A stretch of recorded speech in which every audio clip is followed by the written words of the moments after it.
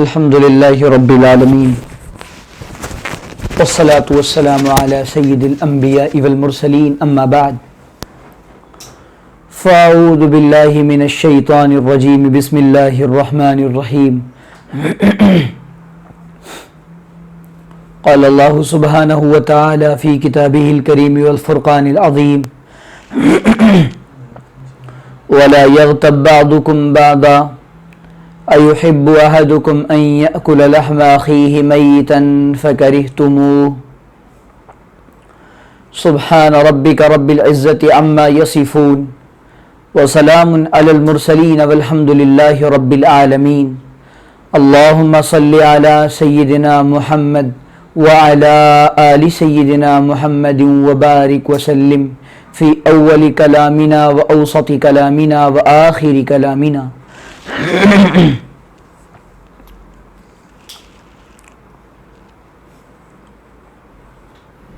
ضبط کہتا ہے خاموشی سے بسر ہو جائے،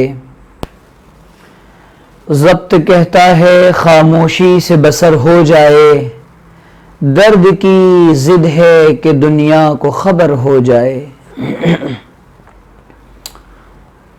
انسان کے دل میں کئی سارے غم ہوا کرتے ہیں، اذیتوں کا پہاڑ انسان پر ٹوٹتا ہے، حالات کی بوچھار انسان پر آتی ہے، حالات کے تلاطم خیز طوفانوں سے انسان کی کشتی ٹکراتی ہے۔ انسان تو وہی ہے جو ٹوٹ جائے، ٹوٹ کے پھر بکھر جائے، بکھر کے پھر بن جائے، جو گرے گر کر اٹھے، اٹھ کر چلے اور چل کر دوڑے۔ تو بچا بچا کے نہ رکھ اسے، تیرا آئینہ ہے وہ آئینہ۔ تو بچا بچا کے نہ رکھ اسے، تیرا آئینہ ہے وہ آئینہ۔ شکستہ ہو تو عزیز تر ہے نگاہ آئینہ ساز میں۔ اللہ تعالیٰ نے انسان کو جو دل دیا ہے، انا فی قلب المؤمن بیت اللہ، یہ مومن کا دل اللہ کا ڈگھر ہے۔ اللہ کہہ رہے ہیں کہ میں ٹوٹے ہوئے دل میں آتا ہوں۔ دل ٹوٹا ہوتا ہے کن چیزوں سے؟ خواہشات سے، خواہشات نفسانیہ سے، دنیا سے، دنیا والوں سے، دنیا والوں کی اذیتوں سے، حالات سے، غموں سے، مصیبتوں سے، اور ٹوٹ کے پھر انسان اللہ کی طرف جاتا ہے۔ اور اب چونکہ دنیا میں رہتے ہیں، انسان تو خطا کا پتلا ہے، اور یہ خطائیں بھی کتنی زیادہ کرتا ہے۔ اگر خطا نہ کرے، غلطیاں نہ کرے، لغزشیں نہ ہوں، تو انسان تو پھر انسان نہیں رہا، یہ یا تو فرشتہ بن گیا ہے۔ اللہ تعالیٰ نے انسان کے لیے جزا اور سزا دونوں چیزیں رکھی ہیں۔ اس کو جزا بھی ملے گی نیک اعمال پر، غلط اعمال پر سزا بھی ملنی ہے۔ تو جب جزا اور سزا کا معاملہ یہ دونوں اللہ تعالیٰ نے رکھا ہے، تو انسانوں کا اختیار ختم ہو گیا، انسانوں کا اختیار ختم ہو گیا۔ اب ہمیں کسی کو جج نہیں کرنا ہے، اس کا یہ بنے گا، اس کا یہ بنے گا، یہ جنت میں جائے گا، یہ جہنم میں جائے گا، یہ ایسا ہے وہ ویسا ہے۔ دنیا کے اکثر انسانوں کی زندگی اسی بات میں گزر رہی ہے، اس نے یہ کیا، اس نے ایسا کیا، اس نے ویسا کیا، اور زندگی کا کچمبڑ بنا کے رکھ دیا، بالکل بمبئی کی زبان میں۔ تو وہ زندگی جو لوگوں کے عیوب دیکھے، لوگوں کی کمیاں تلاش کرے، ایسا انسان کامیابی تو کیا، اسے کامیابی کی منزل اور راستہ بھی نہیں ملتا، وہ اپنی منزل سے بھٹکا ہوا مسافر ہے، وہ گھنے جنگل میں بھٹکتا ہوا ایسا مسافر ہے جو اپنی راستے کو بھول چکا ہے، اور وہ مارا مارا پھر رہا ہے کہ میں کہاں جاؤں، اسے اپنی منزل کا پتہ ہی نہیں ہے۔ تو ایسا انسان تو پھر نہ اپنے لیے فائدہ مند بن سکا اور نہ لوگوں کے لیے فائدہ مند بن سکا. اور حضور نے فرمایا کہ بہترین انسان وہ ہے جو لوگوں کو نفع پہنچاتا ہے، خود بھی نفع بخش ہو، لوگ بھی اس سے نفع پائیں. جب بندہ مر جاتا ہے تو بندوں کی دو قسمیں ہوتی ہیں، تو نیک ہوتا ہے یا برا ہوتا ہے. اللہ تعالی ہم سب کو نیک بنائے. تو زمین کے اوپر جب وہ بندہ چلتا تھا تو روایات میں آتا ہے کہ زمین کہتی تھی برے بندے سے کہ کتنا منحوس انسان ہے، کتنا برا انسان ہے، یہ میری زمین پر چلتا تھا تو روئے زمین پر چلنے والوں میں سب سے زیادہ ناگوار، یہ گناہگار لگتا تھا کہ یہ زمین پر چل چل کے بھی اللہ کی نافرمانیاں کر رہا ہے، اور قبر کا سلوک اس کے ساتھ برا ہو جاتا ہے. اور جب نیک بندہ چلتا ہے تو زمین کہتی ہے، اللہ تعالیٰ کی طرف سے کہا جاتا ہے تفسحو، جہاں جنت، قبر کو کھولو، اور وہ اپنی آنکھوں کو دیکھتا ہے اور جنت کے مناظر اور جنت کی ہوائیں اور جنت کے لطف قبر میں آنا شروع ہو جاتے ہیں. اور جنت، قبر کہتی ہے تیرا آنا بڑا مبارک ہے، روئے زمین پر چلنے والوں میں تو مجھے بڑا محبوب تھا، اچھا کیا تو چلا آیا، اب تو میرے اپنے ساتھ نیک عمل اور حسن سلوک کو بھی دیکھے گا. اور قبر اس کے لیے کشادہ کر دی جاتی ہے. تو انسان ایسا نہ بنے کہ اس سے بندے بھی پناہ مانگیں اور اس سے قبر بھی پناہ مانگے اور اللہ کی زمین بھی پناہ مانگے. انسان ایسا بننا چاہیے کہ جس سے لوگوں کو نفع اور راحت محسوس ہو.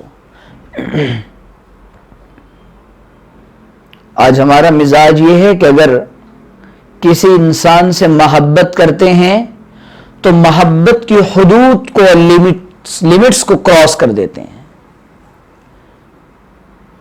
اور جب نفرت کرتے ہیں تو نفرت کی لمٹ کو کراس کر دیتے ہیں. وجہ کیا ہوتی ہے؟ حدیث پاک کی رو سے اور حدیث پاک سے اس بات کو سمجھیے گا.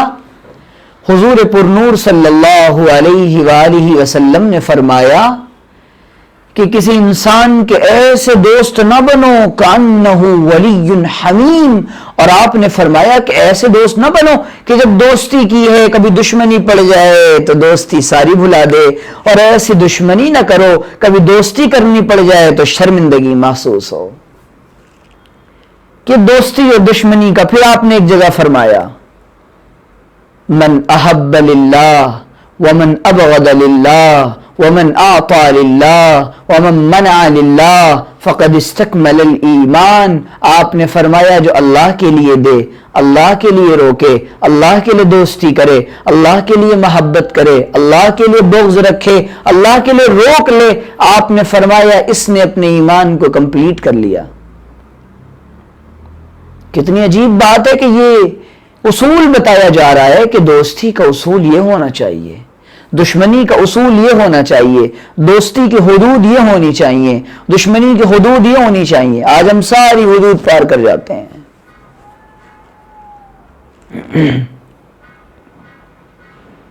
ساری لیمیٹیشنز کو پار کر جاتے ہیں. تو معاملہ یہ ہے کہ پھر ہوتا کیا ہے، معاشرے میں خرابیاں پیدا ہوتی ہیں. اب عیوب دیکھتے ہیں، کمیاں دیکھتے ہیں، کوتاہیاں دیکھتے ہیں، غلطیاں دیکھتے ہیں. ہاں مجھے یاد آ گیا ایسا کرتا تھا وہ آدمی، ہاں یہ بھی عیب تھا، ارے وہ تو عیب تھا. اتنے عیب گنوائے، اتنے عیب گنوائے، اتنے عیب گنوائے، گویا کہ وہ انسانی نہیں بچا، اسے انسانیت کی فہرست سے خارج کر دیا، اسے انسانیت کی فہرست سے خارج کر دیا. میں نے تو ایسے لوگوں کو بھی دیکھا ہے. کیا منافقت ہے، کیا منافقت ہے، کتنی دو رنگی ہے. دو رنگی چھوڑ دے یک رنگ ہو جا، دو رنگی چھوڑ دے یک رنگ ہو جا. کیسی منافقت ہے کہ کسی آدمی کو کبھی سر پہ بٹھا رکھا تھا، ولایت کا تاج پہنا رکھا تھا، ولی اللہ بنا رکھا تھا، آج ذرا سے اس نے اس کے مزاج کے خلاف بات کر دی، ٹوک دیا، شریعت کا مسئلہ بتا دیا، اس نے کہا نہیں یہ ولی نہیں، تو انسان ہی نہیں ہے، یہ شریعت کا مزاج نہیں ہے. اما عائشہ سے حضور اقدس صلی اللہ علیہ وسلم پیغام دے رہے ہیں، یا عائشہ علیک بالرفق، علیک بالرفق، علیک بالرفق. نرمی نرمی نرمی نرمی اور نرمی. اور آپ حضور صلی اللہ علیہ وسلم نے فرمایا جس انسان کو نرمی عطا کر دی گئی اللہ تعالیٰ کے خزانے سے اس کو سب سے بڑی اور بہترین دولت عطا کر دی گئی. تو نرمی اتنی بڑی چیز ہے. آپ دنیا کے اندر، میرا تو تجربہ بھی اس کم عمری میں بھی یہی کہتا ہے، جو کام محبت سے، خلوص سے، اپنائیت سے، نرمی سے، قریب کرنے سے ہوتے ہیں، وہ دنیا میں دوسرے حربے اپنا کے نہ ہوئے ہیں نہ ہوں گے. ہمارا مزاج ہے فتووں کا. فوراً ایک بڑے امام غزالی کے سلسلے میں منقول ہے، مجھے اس کی سند کا علم نہیں. امام غزالی سے کسی نے پوچھا کہ ایک آدمی نماز نہیں پڑھ رہا، میرے سامنے ایک آدمی نماز نہیں پڑھ رہا، کیا حکم ہے اس کے لیے؟ فرمایا تو قاضی نہ بن تو دائی بن. تو قاضی نہ بن تو دائی بن. نماز پڑھنے لے جاؤ اس کو حکم کرو نماز کا. تو اختلاف کا ادب ہم نے بھلا دیا، اختلاف کی حدود کو، لیمیٹیشنز کو ہم بھول چکے. مجھے آپ سے اختلاف ہے، آپ نے کالے کپڑے کیوں پہنے ہوئے ہیں؟ تو میں یوں کہوں گا کہ کالے کپڑے پہننا یہ ہے اور یہ ہے اور یہ یوں کہ سارے محلے میں جا کے کہہ دوں گا کہ فلانا شیعہ ہو گیا ہے اس لیے کالے کپڑے پہنے ہیں. دو چیزیں ہیں نا. تعویل کیا کرو، تعویل کیا کرو، تعویل کیا کرو. نظر آ رہی ہے چیزیں کچھ، تحقیق کوئی نہیں کی، جا کے آگ لگا دی. بھائی مولوی صاحب تو سڑک پہ کھڑے ہو کے خاتون سے بات کر رہے تھے، ہیں کبھی تحقیق بھی کی خاتون اماں تھی یا نانی تھی یا بہن تھی یا بیٹی تھی یا بوا تھی، کون تھی؟ محرم تھی. اگر غیر محرم بھی ہو تب بھی آپ کو تجسس کا اور باتیں بغیر تحقیق پھیلانے کا حق نہیں ہے، یہ حرام ہے. یہ شریعت کا حسن ہے، یہ شریعت کا مزاج ہے. تحقیق نہ کرنے پر اتنی زیادہ ندامتوں کا سامنا کرنا پڑتا ہے اور اتنے فسادات معاشرے میں برپا ہوتے ہیں جس کی حد کوئی نہیں. اور ہر چیز کو اچھے نظریے سے مثبت سوچ پیدا کریں. میں حیران اور پریشان ہوں اس چیز پر، ٹوٹا ہوا دل میرا اس چیز کو لے کر. نہ تحقیق کا جذبہ رہ گیا. مجھ سے اختلاف ہے تو میرے ساتھ آ کر بیٹھیں، آپ اپنے دلائل آپ دیں، میری باتیں آپ سنیں، مل بیٹھ کر چائے کے ٹیبل پر مسئلے کو حل کر لیں. سڑکوں پہ بولنا، غیبتیں کرنا، واویلے کرنا، شور مچانا، بغیر تحقیق باتیں اڑا دینا. مثال کے طور پہ ڈیجیٹل کیمرے کا مسئلہ اختلافی مسئلہ ہے. میرے اپنے استاد محترم حضرت اقدس مفتی نسیم احمد صاحب کو مجھ سے اس مسئلے میں اختلاف ہے. بقیہ میرے اکثر اساتذہ کو مجھ سے اس مسئلے میں اتفاق ہے. میرے دیوبند کے تمام اساتذہ کو، میں نے ابتدا میں جن اساتذہ سے پڑھا سارے کے ساروں کو اس مسئلے سے اتفاق ہے. دونوں کے پاس اپنے دلائل موجود ہیں، لیکن میں اب بھی اپنے حضرت استاد محترم سے ملتا ہوں تو ادب سے ملتا ہوں. کوشش ہوتی ہے کہ میری ذات سے ان کو نفع پہنچے، ان کو راحت پہنچے. یہ کیا بات ہوئی کہ میں ان کے خلاف پرچے بازی شروع کر دوں؟ نہ تحریر میں اعتدال رہ گیا، نہ زبانوں پر اعتدال اور توازن رہ گیا. جب کسی کے بارے میں لکھنے پر آئے تو شعلے لکھ دیے اور آگ برپا کر دی، اور بولنے پر آئے تو اپنی زبانوں سے اس کے دل کو چھلنی کر دیا. حضور علیہ الصلوۃ والسلام کی اصلاح کا عجیب انداز ہے. حضور فرماتے ہیں فلانا آدمی بڑا اچھا ہے، بڑی خوبیاں ہیں فلاں میں، دو خرابیاں ہیں. اوہو، دو خرابیاں ہیں. بال بڑے رکھتا ہے کافی، اور ازار کو ٹخنے سے نیچے پہنتا ہے. یہ دو خوبیاں نہیں ہیں، باقی ساری اچھائیاں ہیں. آدمی بڑا اچھا ہے، آدمی بڑا اچھا ہے. تو حضور ہم کسی کی برائی پہ آتے ہیں، ارے وہ کوئی آدمی ہے؟ وہ آدمی نہیں ہے. انسانیت کی لسٹ سے بیچارے کو خارج کر دیا، گویا وہ ایلین ہو. تو بھائی یہ انسان ہے، غلطیوں کا پتلا ہے، کرے گا غلطیاں. ایک آدمی تھا، اب وہ عادت سی ہو گئی. اب تو کہنے لگا کہ جناب اتنے عجیب آدمی ہو، فقیر آدمی ہو، غریب آدمی ہو، فلاں ہو ڈما ہو، ایک آدمی سے کہنے لگا، وہ آدمی جب بھی کوئی کچھ کہتا تو کہتا آپ ٹھیک کہہ رہے ہیں. وہ کیا کہتا؟ آپ ٹھیک کہہ رہے ہیں. تو اس نے بڑی گالیاں دی، بہت کچھ کہا برا بھلا، وہ سنتا رہا. بالآخر وہ کہہ رہا ہے مجھے بیوقوف اور پاگل سمجھ رکھا ہے، میں اتنی دیر سے تمہیں چلا رہا ہوں، تمہارے کانوں پہ جوں نہیں رینگتا، تم میری بات کا جواب نہیں دیتے، میں بیوقوف ہوں، پاگل ہوں. تو اس نے کہا آپ ٹھیک کہہ رہے ہیں، آپ ٹھیک کہہ رہے ہیں. السلام علیکم. بات سمجھ آ گئی؟ تو انسان دنیا میں الگ الگ وَلِلنَّاسِ يَعْشُقُونَ فِيمَا مَذَاهِبُ، رنگ ذوق چیزیں مختلف ہوا کرتی ہیں، مزاج الگ ہوا کرتے ہیں.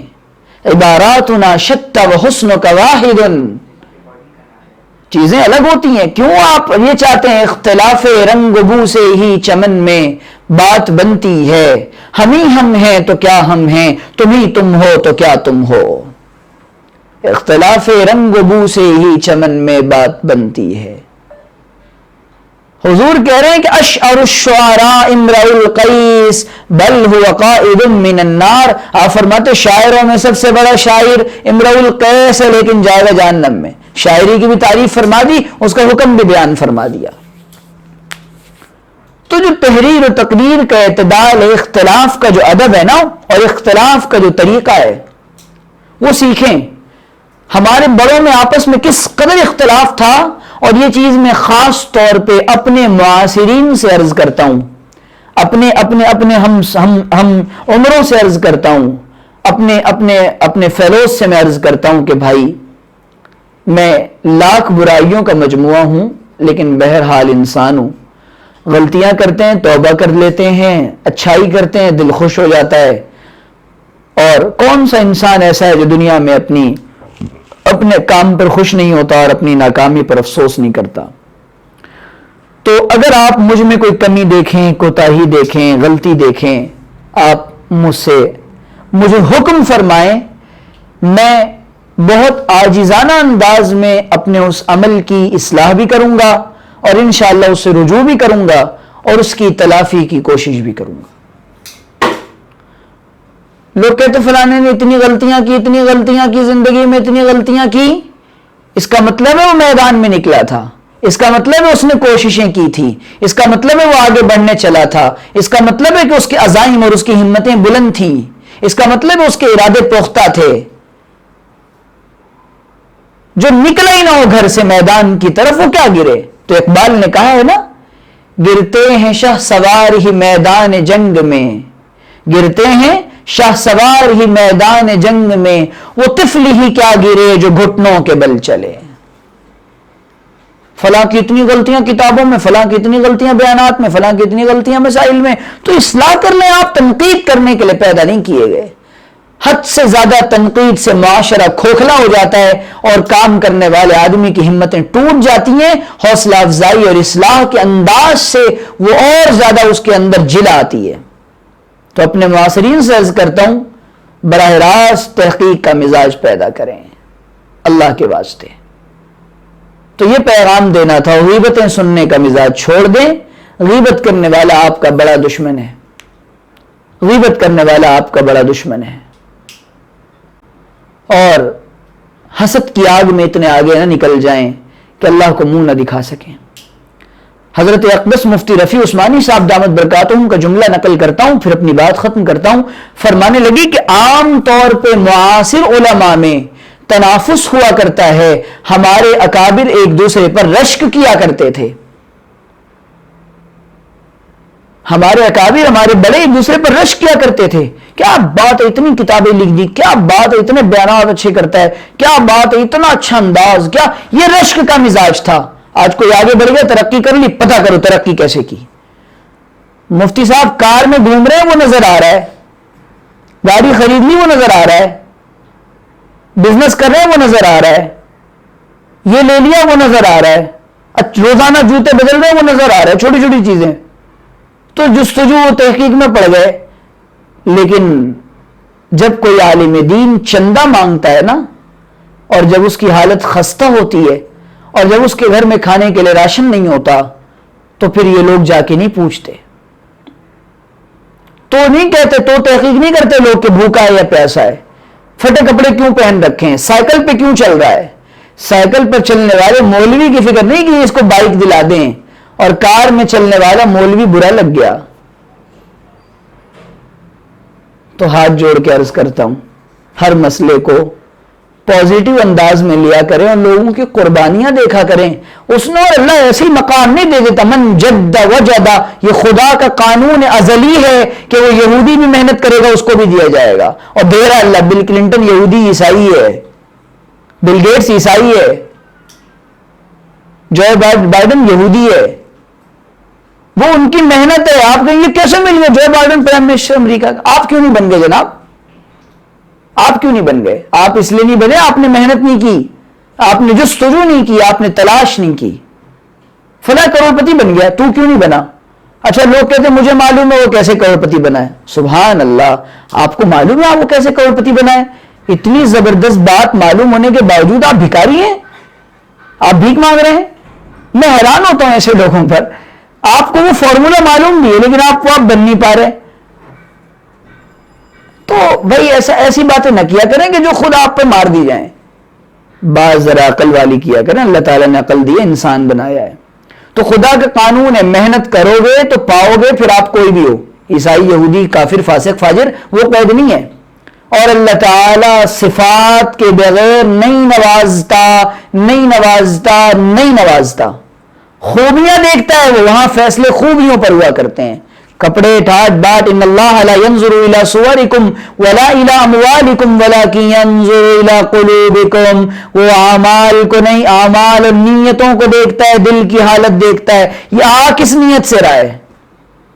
فطور ہے، نہیں دے گا۔ نقصان پہنچانا نہیں دے گا، انسانیت کے لیے مضر ہو نہیں دے گا۔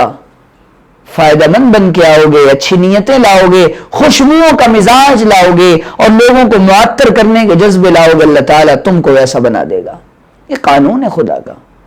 تو جس کو جو ملا حسن نیت سے ملا اور اپنی محنت سے ملا، شک نہ کیا کریں، چکر میں نہ پڑا کریں۔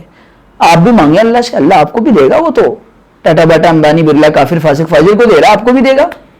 تو اس لیے بھائی گزارش ہے، تحقیق، تنقید سے پہلے تحقیق یہ ضرور کر لیا کریں، اور غیبتوں سے پہلے جس سے معاملہ ہے صاحب معاملہ سے خود مسئلہ معلوم کر کے اس معاملے کا تصفیہ کر لیا کریں، ایسے خوشگوار معاشرہ بنتا ہے۔ اللہ تعالیٰ سے دعا ہے کہ اللہ تعالیٰ سمجھنے کے عمل کرنے کی توفیق عطا فرمائے۔ وآخر دعوانا ان الحمد للہ رب العالمین۔